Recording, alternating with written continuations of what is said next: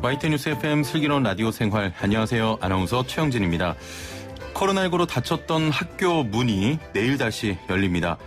일단 고3부터 내일 등교하게 되고 다른 학년들은 순차적으로 등교를 하게 되는데요.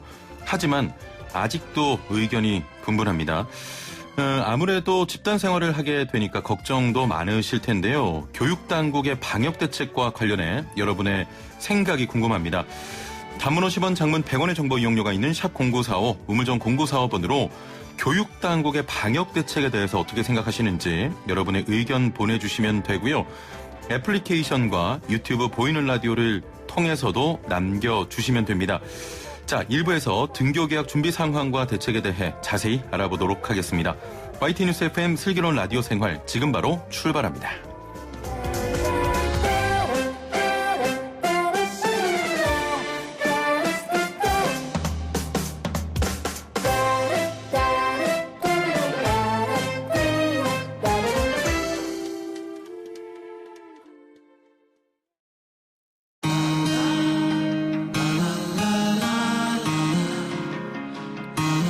생활이 묻고 정보가 답한다.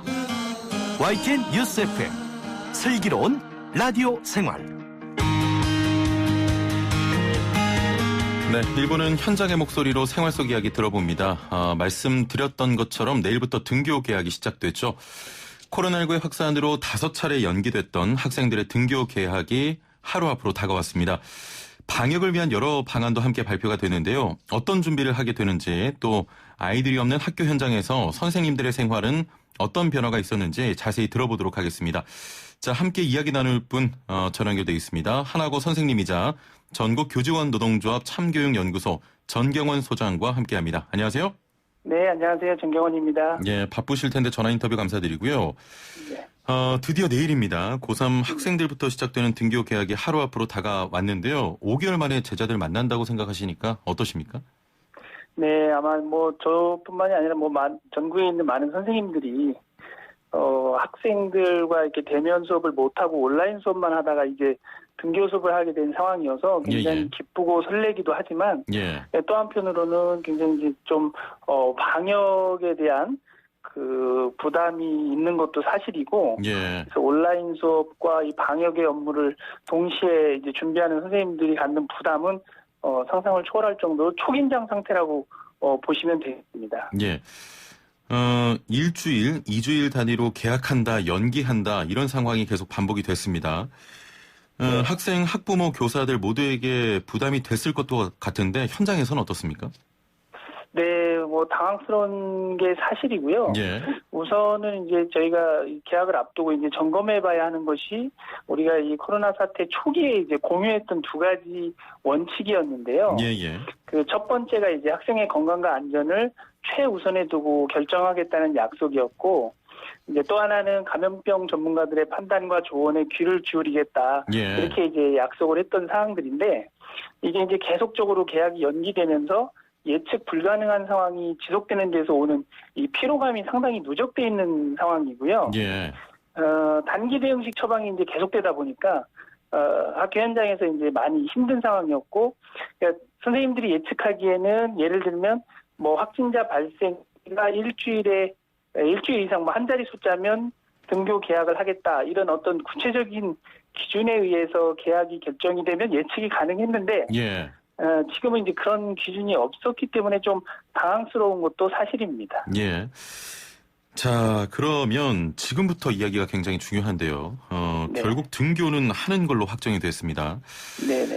교육부에서 내일 이뤄지는 등교 개학과 함께 학년별 격주제나 격일제 등교, 과밀학급 특별실 이용, 급식 지정 자석제 등 학생 분산 방안 등을 내놨는데 기존 수업과는 어떻게 방식이 다른 겁니까? 네. 지금 현재 이제 다양한 대책이 나왔습니다. 격일제, 격주제, 분반 여러 그 대안들이 나왔는데요. 그렇습니다. 가장 중요한 건 이제 현장에서 적용할 수 있는 실효성 있는 대책이냐가 중요한데, 우선 가장 중요한 건 이제 학생의 분산 방안이 보다 좀 정밀하게 제시가 돼야 되는데요. 지금 보면 전국의 과밀학급이 2019년 기준으로 보면 2만 2천여 곳이고, 예. 그러니까 9.8%니까 약 학급당 10곳 중에 하나는 과밀학급이에요. 예. 그리고 이제 서울 같은 경우는 일반고는 12.9%가 과밀학급이고, 경기도 같은 경우도 18.4%가 과밀학급이거든요. 예. 그래서 이제 거리두기를 성공할 수 있느냐, 이 과밀학급을 해소하는 것이 굉장히 중요한 과제고요. 예. 둘째는 또 이제 학교 방역을 지원하는 방안에 대해서도 굉장히 좀 주의를 기울여야 되는데, 지금 현재 정부가 900억 원 정도를 지원을 했다고 이제 말하고 있는데, 예. 전국에 이제 학교가 2만 개가 넘거든요. 예. 그러면 학교당 한 500만 원 정도가 되는 예산을 주고 지금 지원을 하고 있는 건데, 그러니까 방역의 최전선이라고 하면 이 학교에서 이제 이 정도 비용으로 방역 전문가 또 예산, 인력, 행정 지원 이런 것들이 조금 더 현실적으로 지원이 될 필요가 있습니다. 그러면 정부에서 지급하는 예산이 턱없이 부족하다 이런 말씀이십니까? 네, 현재 상황은 그렇습니다. 예. 지금 학교당 500만 원이라고 하셨습니다. 이걸로 네. 방역 대책이 실질적으로 가능합니까? 그러니까 이제 그런 예. 점에서 현장에서 좀 더 실효성을 거두기 위해서는 예산 지원도 예산 지원이지만은 또 이제 인력 지원도 굉장히 중요하거든요. 예. 선생님들이 학생들의 발열 체크, 그다음에 동선 관리, 그 여러 가지 이제 행정 업무들을 다 병행하기가 어려운 상황이거든요. 예. 그래서 선생님들이 뭐 방역의 책임관 역할까지도 지금 언급이 되고 있는데, 예. 방역에 대해서 전문가가 아니기 때문에 지금 현재 그 행정 업무랑 수업, 그리고 학생들의 심리적인 방역, 상담, 이제 이런 거 하기에도 버거운 상황이기 때문에 이 부분에 대해서는 좀 더 적극적으로 지원 대책이 필요합니다. 예. 일단은 지금 방역 예산 얘기하셨고 앞서 거리두기 이야기하셨는데 네. 과밀학급 문제 이게 어떻게 좀 해결을 하면 될까요? 과밀학급 문제는 학급당 학생 수를 그러니까 좀 축소를 해줘야 되는데요. 예.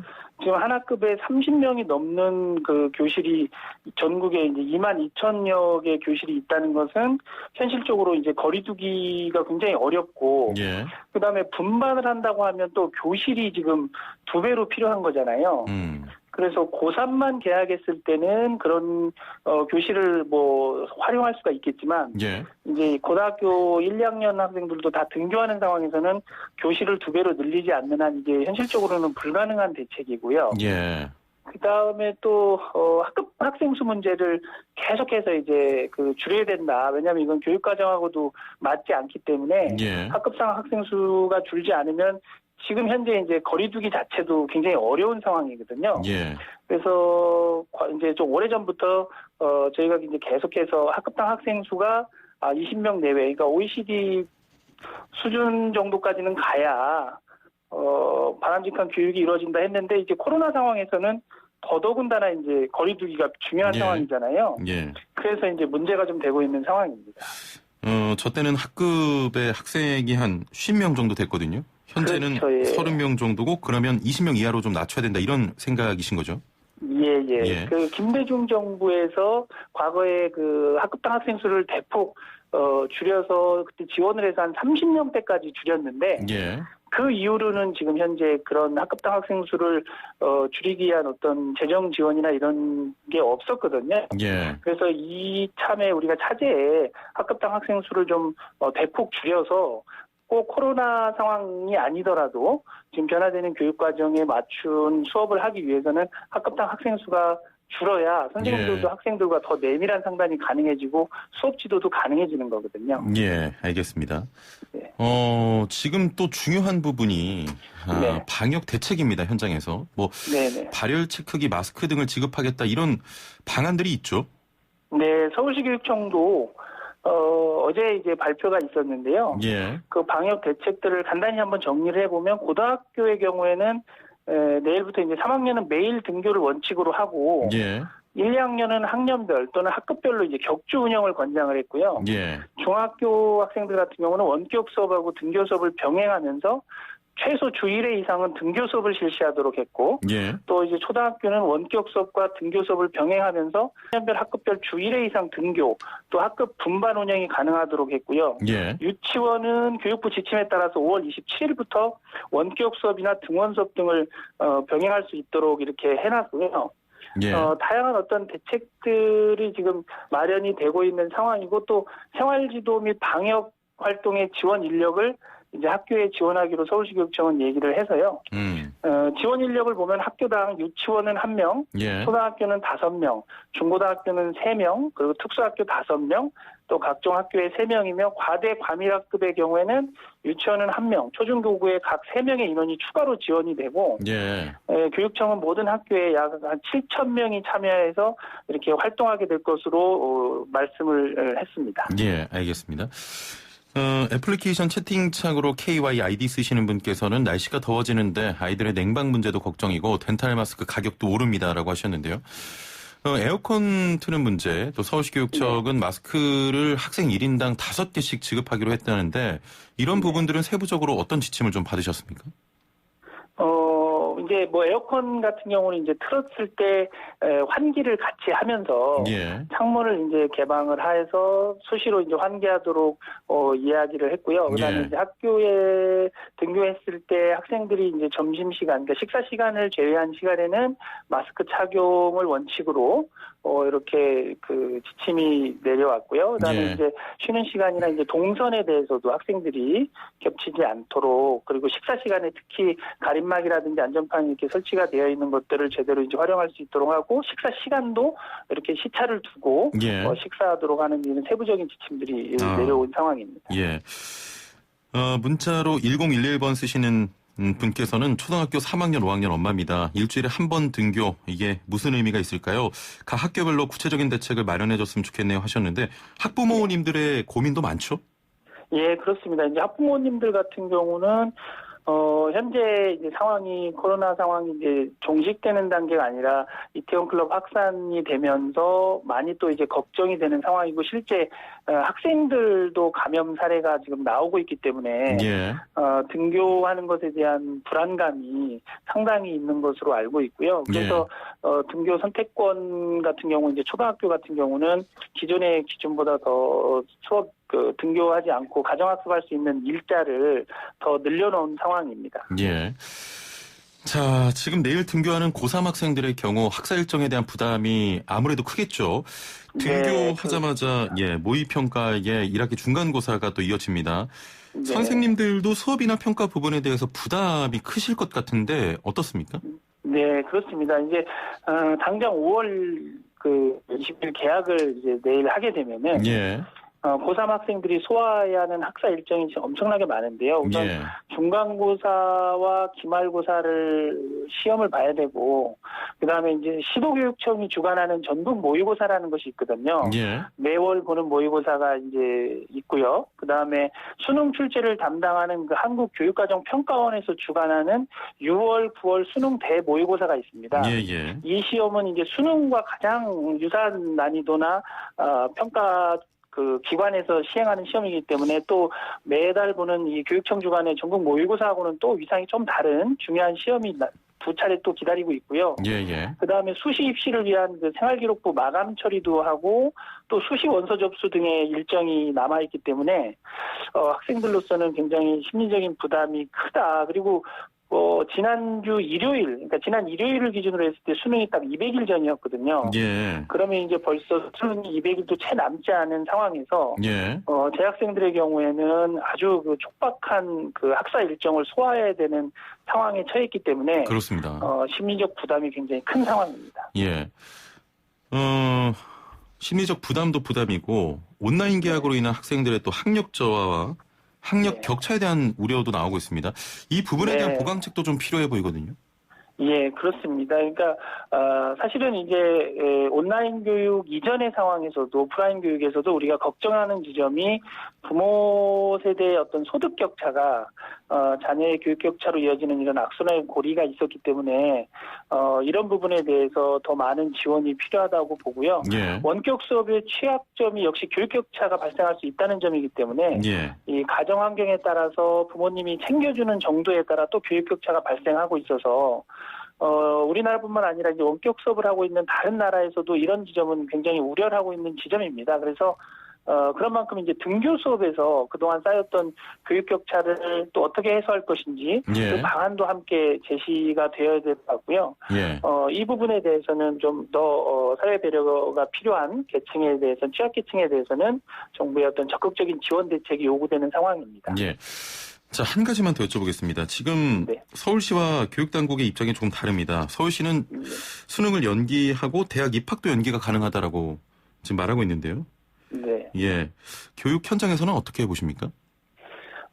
아무래도 지금 현재 그 코로나 사태 초기부터 예측 가능한 장기적인 로드맵을 제시하지 않고 이제 단기 대응식으로 하다 보니까 예. 학교 현장에서 겪었던 이 혼란과 우려가 굉장히 크고 학생, 학부모, 교사들의 걱정이 크기 때문에 아마 서울시 교육청의 입장에서는 수능도 연기가 가능하다 이제 이런 언급은 그런 맥락에서 나왔다고 보고요. 예. 지금은 특수한 상황이기 때문에 평상시와 같은 대책보다는 조금 학생, 학부모, 교사들이 겪고 있는 혼란을 최소화해 줄 수 있는 특단의 대책이 필요하다고 보고 경우에 따라서는 필요하다면 서울시 교육청의 입장으로 밝힌 바와 같이 수능을 포함해서 다른 어떤 학사 일정도 조금 더 유연하고 탄력적으로 대응할 필요가 있다 이렇게 보고 있습니다. 예. 알겠습니다. 끝으로 질문 하나만 더 드리겠습니다. 네. 내일 전국교직원 노동조합에 대한 고용노동부의 법에 노조 통보가 적법했는지 여부를 두고 대법원 전원합의체가 판단을 내리기 위해서 각계 의견을 듣는 공개 변론이 진행됩니다. 네. 전교조에서 주장하는 쟁점은 어떤 내용이고 또 판결 결과 어떻게 예상하시는지요? 네, 이번 공개 변론 이전에 이미 그 이명박 박근혜 정권을 거치면서 국가 권력이죠. 국정원과 또 어용 학부모 단체들을 동원해서 자금까지 대주면서 이제 국가 폭력을 통해서 전교조를 법외 노조로 처분했던 것이 다 여실하게 드러나고 있기 때문에 이 부분은 교원 노조의 어떤 자주권을 국가 폭력으로 침탈한 사건이기 때문에 비례성의 원칙도 위반됐고 또 노동조합의 자주성을 침해한 이런 문제이기 때문에 순리대로 해결이 될 것으로 이렇게 예상을 하고 있습니다. 예, 알겠습니다. 내일 고3들의 등교가 이루어지는데 준비 잘해 주시길 바랍니다. 오늘 말씀 여기까지 듣죠. 감사합니다. 네, 고맙습니다. 네, 지금까지 하나고 교사이자 전교조 참교육연구소장 전경원 선생님과 함께했습니다. 생활의 달인이 되는 법이요? 하하! YTN 뉴스 FM 슬기로운 라디오 생활을 들으셔야죠.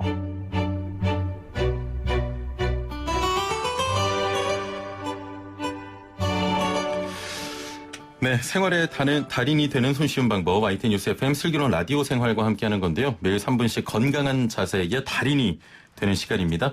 오늘도 요가 선생님 리 씨와 스튜디오에서 생방송으로 함께합니다. 안녕하세요. 나마스테. 50분 가까이 되는 프로그램 중에 이 3분이 굉장한 인기를 끌고 있습니다. 감사합니다, 여러분. 예. 제가 앞으로도 건강 정보를 알려드리려고 노력을 많이 해볼게요. 벌써 유튜브로 안녕하세요 선생님 하면서 반응이 좀 뜨거운데요. 네. 예, 오늘은 어떤 자세를 또 들고 나오셨나요? 오늘 또 밖에 또 비가 오잖아요. 예, 몸이 좀 찌뿌둥합니다. 찌뿌둥하고 예, 또 예. 어제 또 요가 코너 하루 쉰 만큼 아마 더 기다리신 분들이 많았을 것 같은데요. 예, 예. 그래서 제가 오늘은요, 어제 못한 목까지 2배로 해서 상하체 전신 스트레칭 자세를 준비해봤습니다. 예. 빨리 좀 소개를 해주시죠. 바로 따라해볼까요? 예. 네, 마찬가지로 의자 끝에 엉덩이 걸쳐서 예. 바르게 앉은 상태로 진행해 볼게요.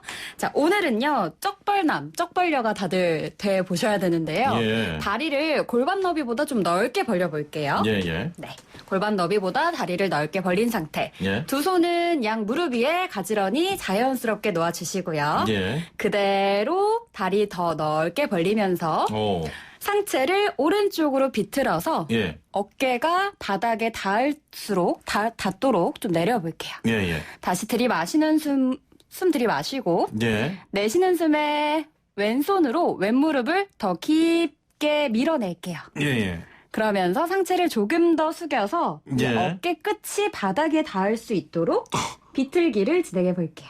예. 잘 따라하고 계시나요? 예. 그럼요. 이게 상체는 허리 비틀기가 되고요. 또 하체는 골반을 활짝 열어주는 자세이기 때문에 동시에 이 상하체를 스트레칭하는 자세가 됩니다. 예. 이 동작할 때만큼은 좀 쩍벌남이 되겠네요. 네. 잠깐이니까 민망해하지 마시고 3분만 투자해서 이 동작 따라해보면 좋을 것 같아요. 예. 전신 스트레칭이라 그런지 조금 어려운데 다시 한 번만 좀 소개를 해주시겠습니까? 네, 제가 좀 잘 보일 수 있게 뒤쪽으로 가서 설명해드릴게요. 역시나 무릎 골반 너비보다 넓게 벌려주시고요. 두 손을 양무릎 위에 놓아줄게요. 이번에는 두 손을 다리를 더 넓게 밀어내면서 그대로 허리를 왼쪽으로 비틀어 볼게요. 네네. 그리고 내 어깨 끝이 바닥과 더 가까워질 수 있도록 오른손으로 오른 무릎을 더 밀어내면서 그대로 상체를 더 숙여볼게요. 예. 여기서 주의할 점은 무리하게 허리를 비트시면 안 돼요. 예. 그러다 허리 나갈 수 있습니다. 호흡과 함께 살짝 했는데 지금 허리 나갈 것 같습니다. 네, 호흡과 함께 내쉬는 호흡에 조금씩 허리를 비틀면서 이 동작을 유지해 주시면 됩니다. 허리가 굉장히 시원하고요. 골반도 좀 이렇게 열어주는 느낌, 그런 느낌이 드네요. 그렇죠. 두 손으로 골반을 활짝 열어주기 때문에 골반도 이제 거의 오므리고 계시잖아요. 활짝 열어내는 그런 동작이 됩니다. 지금 뭐 많은 분들께서 반응이 뜨거운데, REN 쓰시는 분께서는 리씨 선생님 나마스테 하셨고요. 은님께서는 아나운서님 왜 긴장한 것 같죠? 라고 하셨어요. 요가 시간이 긴장이 됩니다. 긴장되시나요? 제 운동 상태를 좀, 확인받는 그런 느낌이 들어서요. 그리고 유튜브로 정진원님께서는 오늘 요가 하려고 어제 불편하게 잠잤다고. 좌우 번갈아 가면서 하는 거죠? 네, 여기 이제 양쪽 오른쪽 먼저 상체 내리시고 또 왼쪽 상체 내리시면서 좌우 번갈아 가시면서 이 동작 유지해 가시면 됩니다. 예, 앱으로 MSSK님께서는 이 시간만 기다렸다고 하셨고요. HY님께서는 건강하게 도와주는 리씨쌤 고마워요 하셨고. 제가 맨날 나와야 할까 봐요. 아니 본인이 그렇게 싫다고. 아니 또 이렇게 많은 분들이 댓글을 남겨주시니까 제가 고민 좀 한번 해봐야겠습니다. 뭐랄까요, 이게 굉장히 방송한 지 얼마 안 되셨잖아요. 네. 벌써부터 돈 출연료 이야기하시면서 거절하신 분은 거의 처음인 것 같습니다. 제가요.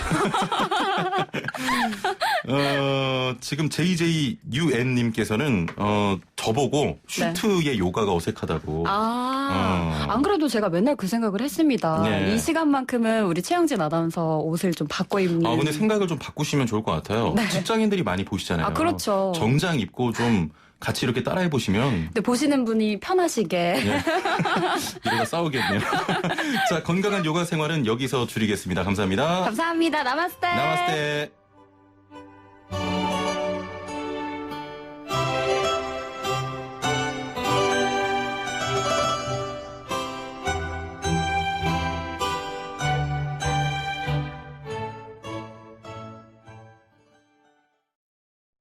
네, 3분 요가에 대한 반응이 뜨겁네요. 앱 채팅창으로 MSSK 쓰시는 분은 이벤트로 아나운서님 요가복 입고 도전하셨는데 뭐 유튜브 인구가 100명이 넘으면 다음번에 제가 한번 요가복 입고 진행하는 것으로 해보겠습니다.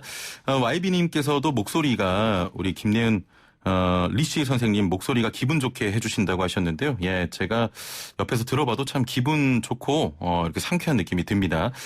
자, 2부는 별별 상담인데요. 오늘 별별 상담 주제는 나한테만 호랑이로 변하는 이웃집 댕댕입니다. 애청자 여러분의 의견도 함께 듣는 시간으로 마련했는데요. 아파트 단지 산책길에 혹시 또 엘리베이터에 마주치는 이웃집 댕댕이에 대한 여러분의 다양한 의견들 보내주시길 바랍니다. 나만 보면 물고 짖으려고 한다. 무섭다. 이런 의견들 모두 좋습니다. 우물정 0945 샵 0945 단문 50원 장문 100원의 정보 이용료가 있는 문자 메시지 이용하셔도 되고요. 스마트폰 YTN 라디오 애플리케이션 활용하시면 됩니다. 또 보이는 라디오로 함께하고 있는데요. 유튜브에서 YTN 라디오 검색하시면 실시간 소통과 참여 가능합니다. 2부 별별 상담으로 돌아올게요.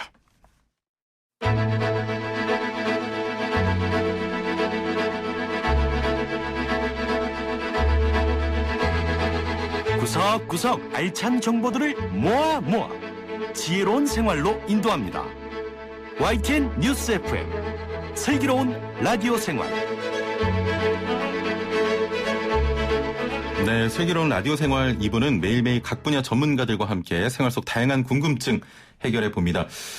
최근 한 연예인이 키우던 반려견이 이웃에 사는 할머니를 무는 사고가 발생했습니다.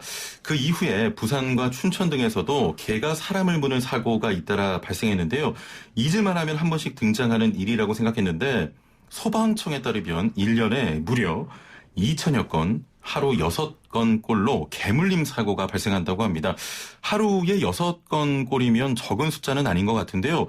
아까 말씀드렸던 대로 오늘 별별 상담 주제는 이웃집에 사는 개가 저를 물려고 해요. 무서워요.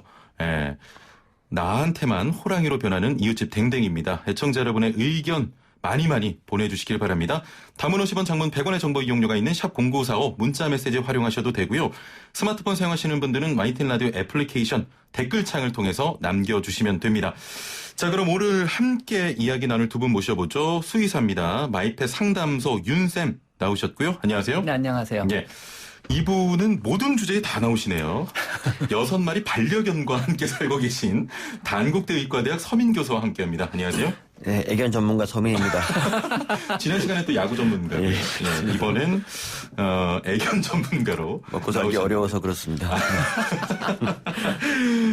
일단 먼저 여쭤볼게요. 반려동물과 함께 살고 계시죠? 네, 그렇습니다. 예, 혹시 몇 마리 키우십니까? 고양이 6마리, 강아지 1마리 지금 현재 키우고 있습니다. 예, 그렇군요. 서민 교수님도. 저는 강아지 6마리 키우고 있습니다. 근데 고양이들은 키우기 쉬우니까 고양이 6마리는 강아지 한 2마리 정도로 쳐야 됩니다. 고양이 6마리 키우기 어렵습니다. 어렵습니까? 무슨 소리 하십니까? 죄송합니다. 이거 두 분 벌써부터 이렇게 분위기. 별 주제도 아닌데 누가 보면 정치권에서 싸우는 줄 알겠습니다. 지금 유튜브로 윤쌤님 팬들이 좀 동원이 된 것 같습니다. 미사하게 미사미님, 호불호 TV님. 지금 응원하고 계신데, 지인분들이신가요? 아니, 알바비로. 알겠습니다. 시작부터 재밌고요. 오늘 사실 반려인들에게는 무거운 주제입니다. 개물림 사고와 관련한 내용 몇 가지 좀 이야기해보겠습니다. 공익광고에도 나오던데 개 주인은 우리 개 진짜 순둥이에요 하는데 이웃들은 호랑이 같다 이렇게 말합니다. 먼저 어떻게 생각하십니까? 일단은 내 강아지가 순둥이라고 말하는 것 자체가 일단 잘못된 전제예요. 나한테는 순둥이일 수 있지만 상대한테는 어떻게 될지 모르는 거거든요. 그러니까 근본적으로 강아지의 공격성의 베이스는 두려움이에요. 예. 두렵기 때문에 짖고 두렵기 때문에 으르릉거리고 두렵기 때문에 상대를 다가서 무는 거거든요. 예. 즉 으르릉거리고 짖고 물고 하는 모든 행위는 무서운 가까이 다가가지 마. 나한테 더 이상 오지 마. 네가 무서우니까 공격하겠어. 이런 의미를 갖고 있거든요. 예. 나한테는 순둥이일 수 있죠. 나한테는 두려움을 안 가지니까요. 내가 개 주인이니까요. 하지만 상대에게도 과연 순둥이일까? 상대를 두려워한다면 얘는 공격성을 발현할 수밖에 없거든요. 그래서 이럴 때는 바꿔 말하셔야 돼요. 내 강아지는 예민하니까 가까이 오지 마세요. 내 강아지는 겁이 많으니까 다가오지 말아주세요. 이렇게 표현하는 게 오히려 올바른 표현일 것 같습니다. 예, 알겠습니다. 지금 선생님께서는 고양이 6마리를 키운다고 하셨고 우리 교수님께서는 개 6마리 키운다고 하셨는데 유튜브로 호불호님께서는 저는 아들 3명을 키웁니다 하셨네요. 진정한 승자죠. 네, 그러니까요. 제가 아들 셋집 장남으로 태어나서 자라왔기 때문에 그 어려움 잘 알고 있습니다. 알겠습니다. 개 주인 입장에서 또 이웃집 개를 보는 입장에서 지금 말씀을 주셨는데 어떻게 교수님은 생각하십니까? 진짜 개가 두려움 때문에 문다는 게 맞는 게요. 예. 개가 중2 때 이제 스태퍼드한테 머리를 물린 적이 있었거든요. 이제 그 교생 선생님 집에 놀러 갔는데 예. 이제 그 묶여 있는 개예요. 스태퍼드가 묶여 있었는데 예. 저는 그 당시도 개를 좋아했기 때문에 어떻게 좀 친해 보려고 막 하는데 개가 계속 저한테 싫다는 사인을 막 보냈거든요. 으르렁거리면서. 근데 굴하지 않고 다가갔다가 머리를 물렸고 그때는 머리를 빡빡 깎던 시절에서 머리를 크게 다쳤어요. 예. 네, 그랬는데도 그때부터 느낀 게 싫다 그러면 너무 그렇게 나대지 말자 이 생각을 했습니다. 그건 당연한 거 아닙니까?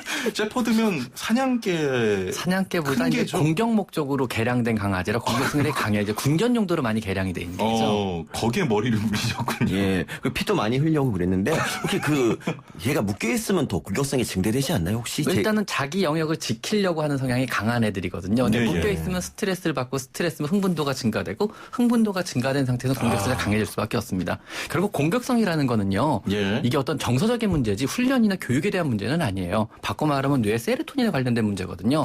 이것은 사람의 우울증, 아니면 뭐 사람의 공포증, 아니면 뭐 사람의 강박증 이거랑 똑같은 원인이에요. 뇌 세로토닌 부족에서 오는 거고요. 이러한 세로토닌 부족, 뇌의 어떤 이런 정서적인 문제는요. 흥분도가 증가하면 걷잡을 수 없이 심해질 수밖에 없어요. 그렇죠. 바꿔 말하면은 공격성이 강한 강아지는 어떻게든 간에 흥분도를 낮추는 쪽을 택하셔야 돼요. 자극원을 없애고요. 바꿔 말하면 사람을 무서워한다면 사람을 피해 산책을 다니셔야 되고요. 다른 강아지를 무서워한다 그러면 다른 강아지를 피해 산책을 시키셔야 돼요. 근데 많이들 잘못 알고 있는 게 사회성을 기른다고 공격성을 떨어뜨린다고 오히려 사람을 더 만나게 하고 다른 강아지를 더 만나게 해요. 근데 그 사회성은요. 사회화 시기의 올바른 방법으로 해야지 교정이 되는 거거든요. 근데 강아지의 사회화 시기는 생후 3개월 길어도 4개월이면 다 끝나요. 그 이후에 하는 모든 사회화 교육은요. 얘한테는 자극원이 되고 오히려 고문이 돼요. 플러징 테라피라 그래가지고 홍수요법이라서 오히려 얘한테 더 심한 공격성을 유발할 뿐이지 결코 교육이 될 수가 없습니다. 그것은요. 일종의 고문이 되는 거죠. 그래서 사회화 시기는 짧게 끝난다는 거. 나중에 시키는 사회화시는 의미가 없다는 거. 이때는 오히려 피해야 된다는 거. 요거를 좀 알고 계셨으면 좋겠어요. 제가 아까 애견 전문가라고 말했던 건 없던 걸로 하겠습니다. 저도 오늘 교수님 왜 모신지 모르겠어요. 그 6마리 키운다는 이유로 이 자리에 나왔는데. 개물림 사고 원인으로 동물들의 운동량이 부족하거나 사회성이 부족하거나 이런 여러 가지 이유들이 이야기되고 있는데 준 전문가라고 하겠습니다. 이유가 뭘까요? 개물림. 저희 애들은 근데 이상하게 저희들은 그러니까 저희 애들은 저희만 물어요. 아내하고 저하고 응급실을 한 3번 정도 물려서 갔었고. 그 정도입니까? 그리고 제 손톱이 지금 까맣게 된 게 이게 걔한테 물려서 그런 거거든요. 손톱에 멍이 드신 것 같아요. 한 3개월 전에 물렸는데 아직까지 그렇고요. 그러니까 저희 개들은 저희를 되게 우습게 알아요. 그래서 뭐 좀 싸우는 거 말리거나 뭐 좀 안고 이러려고 그러면 화를 내고 막 무는데 근데 이제 저희 애들을 키우면서 느낀 게 세상에 좋은 개는 없구나.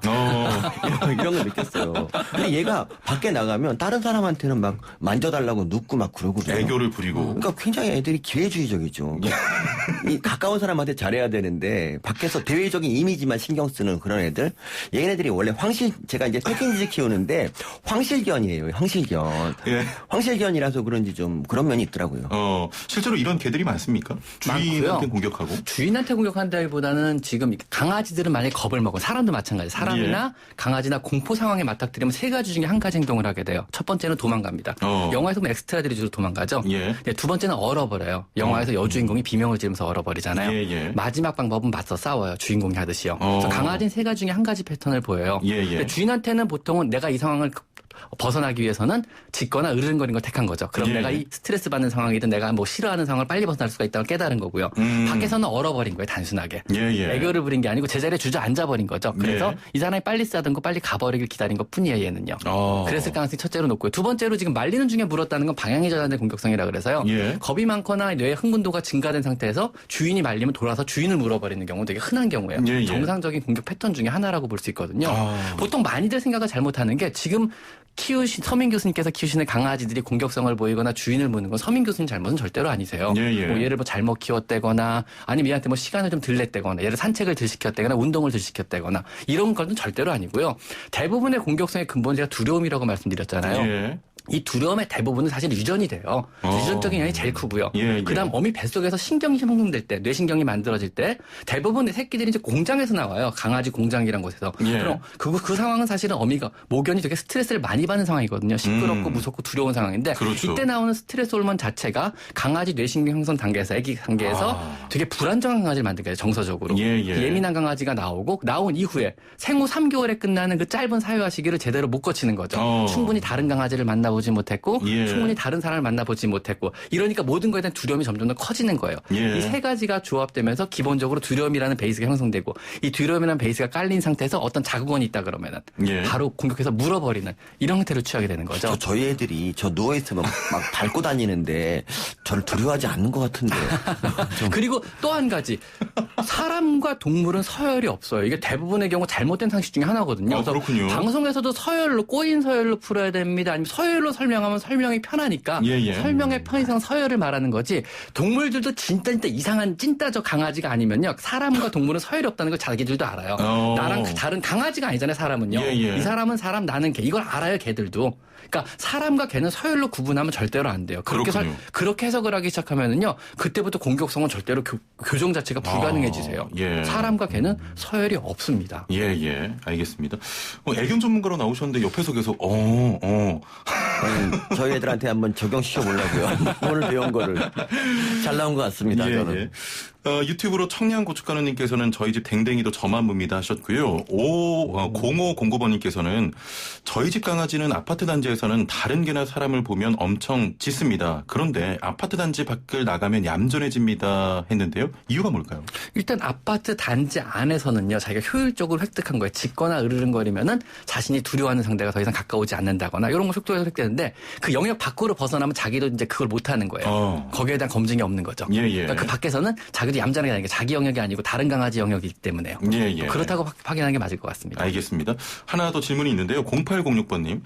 5개월 된 블랙탄 암놈입니다. 사람을 좋아해서 짖지 않는데 고양이만 보면 그렇게 짖습니다. 왜 그런 걸까요? 하셨네요. 고양이를 싫어하는 거죠. 고양이에 대해서 공격성을 발휘하는 거는. 그건 뭐 다른 종에 대해서는 뭐 특정 사람일 수도 있고 특정 사람군일 수도 있고 특정 강아지일 수도 있고 특정 고양이일 수도 있거든요. 그거야 뭐 당연한 겁니다. 그거는요. 예, 알겠습니다. 제가 생각나는 속담이 있는데 캐스 앤드 도그스라고. 잘 지냅니다. 죄송합니다. 아는 영어 단어 써봤는데. 오늘 이분 왜 모신 거예요? 그게 이제 강아지, 고양이처럼 싸운다가 이제 부부싸움할 때 많이 나온 영어식 표현인데요. 사실은 강아지랑 고양이는 우리가 옛날에 봤던 만화 영화랑 달리 상당히 잘 지내요. 서로 사이가. 왜냐하면 영역권이 서로 달라요, 완전히. 강아지랑 고양이는 서로 이제 먹이도 다르고 영역권도 다르고 생태도 다르기 때문에 서로 무시하고 잘 지내요. 근데 강아지끼리는 영역권이 겹치니까 서로 싸울 수가 있어요. 어떤 뭐 특정 뭐 경쟁을 해야 되는 상대니까요. 고양이랑 고양이도 마찬가지예요. 영역권이 겹치면 싸울 수 있는데 강아지랑 고양이는 의외로 서로의 영역권이나 경쟁 대상이 겹치지 않기 때문에 의외로 잘 지내요. 아니 제가 동물병원 한번 데려갔는데 거기 키우던 고양이가 숨어 있다가 후드려 패던데요. 우리 강아지를. 깜짝 놀랐어요. 후드려 팬다니요? 아니 손으로 딱 얼굴 때리는데. 알겠습니다. 자, 오늘 반려견 관련한 여러 가지 상담 받습니다. 단문 50원, 장문 100원의 정보 이용료가 있는 샵 0945, 우물정 0945번 이용하시면 되고요. 애플리케이션 댓글창, 유튜브 댓글창을 통해서도 여러분의 반려견에 관한 여러 가지 고민들 저희가 답변해드리도록 하겠습니다. 기다리고요. 만약 낯선 그리고 화난 강아지와 마주쳤다면 당장 어떻게 좀 대처하십니까? 저는 일단 벌렁 누워서 이렇게 좀 제가 공격성이 없다는 걸 보여주는 게 제일, 그러니까 상대가 큰 화난 강아지를 보면 누우십니까? 그러니까 다리가 짧은 강아지면 도망가고요.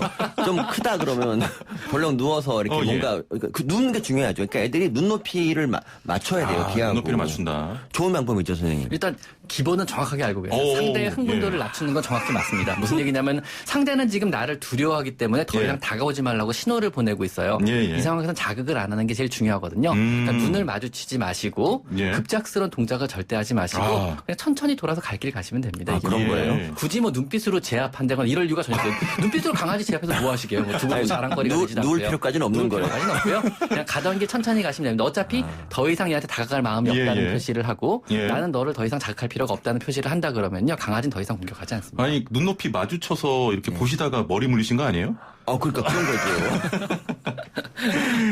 알겠습니다. 맹견에 대해서도 정부에서 입마개나 산책할 때 목줄이나 가슴줄 착용 등 규제를 하고 있습니다. 실제로 산책하실 때 어떤 좀 조치를 취하고 나가십니까?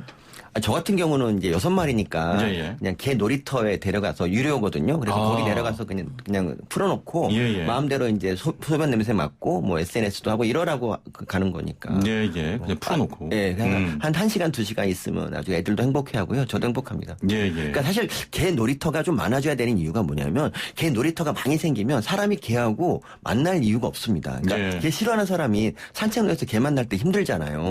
근데 둘 다 마찬가지인데 그때 개 놀이터 가 많이 만들어진다는 거죠. 근데 안타깝게도 사람들이 이렇게 개 놀이터 만들면 내 세금으로 왜 그런 거 만드냐라고 되게 막 싫어하고 그러는데 그렇습니다. 사실은 그게 윈윈 전략이에요, 사실은. 그리고 개 키우는 사람들도 사실 세금을 내기 때문에 좀 그렇게 이해해 주면 좋겠습니다. 알겠습니다. 뭐 산책 팁 다시 한 번만 좀 설명해 주시겠습니까? 일단은 강아지 놀이터 풀어놓는 건 당연한 거니까 그건 상관이 없지만요. 일단 산책할 때 목줄은 당연히 하셔야 됩니다. 사실 이거는 뭐 다른 사람한테 피해를 주지 말라거나 이런 의미보다는요. 왜 2-3살 된 어린아이를 복잡한 곳에 손 손을 안 잡고 그냥 풀어놓고 다니게 하진 않잖아요. 예. 이 사람 아이의 안전을 위해서 손을 잡고 다니잖아요. 보통 우리 부모들은요. 그렇습니다. 이 아이의 안전을 위해서, 이 아이의 자유를 위해서 맘대로 가라 이러진 않거든요. 예. 강아지도 마찬가지예요. 목줄을 매는 거는요. 2-3살 난 아이의 손을 잡고 다니는 거랑 같은 행위에 해당돼요. 즉 내 아이의 안전을 위해서 주인이 아닌 보호자 입장이 돼가지고 내 아이의 안전을 위해서 목줄을 메고 다니는 건 당연히 하셔야만 됩니다. 그 목줄이 좀 늘어나는 거하고 그냥 일반하고 어느 게 좋아요? 저는 늘어나지 않는 걸 원합니다. 그렇죠. 왜냐하면 강아지 안전을 위해서 내 몸에서 많이 떠나지 않는 요 정도 길이가 적당할 것 같고요. 아니 늘어나니까 뭐 거의 앞으로 오는 거나 다름없더라고요 보니까. 아니 전문가로 나오셔서 이렇게 질문이 많으세요. 아니 제가 청취자들이 원하는 질문을 제가 하는 거예요. 이미 답은 알고 계시지만. 저는 알고 있죠. 예. 저는 애견 30년 전문가. 알겠습니다. 30년 동안 애견 키우셨는데 댕댕이 키우면서 가장 힘든 부분이 있다면 어떤 게 역시 있어요? 그 펜 로스 증후군이라는 게 있잖아요. 네, 걔가 예. 떠날 때가 제일 힘들고요. 그거는 아무리 여러 번 반복된다고 해도 그 크기가 똑같아요. 너무 슬퍼서 한 몇 달 동안 예. 울기만 하는 그런 거죠. 벌써 눈물 나려 그래요. 혹시 키우던 반려견이 죽어서 방금 말씀했던 어떤 좀 심리적인 아픔이 왔을 때는 어떻게 좀 해결하라고 권유하십니까? 일단 뭐 이거는 제가 전문가가 아니고 사람은 상담하는 사람들이 따로 있으니까요. 예. 그분들하고 사실은 대화를 좀 해본 적이 있는데 무조건 최선을 다해 슬퍼하라고 보통 조언을 많이 한다 그래요. 그냥 슬퍼하라. 그러니까 자신의 슬픔은 치유의 감정이거든요. 예. 그러니까 많이 슬퍼하고 그다음에 많이 울라고 보통 그래요. 그리고 천천히 슬픔이 점점 가감되면서 정상 생활로 돌아오는데 한 달 정도가 보통 평균 걸린다 그래요. 예. 그리고 이 사이에 자신의 슬픔이 충분하게 치유가 되지 않고 계속적으로 슬프고 우울감을 호소한다 그러면은요.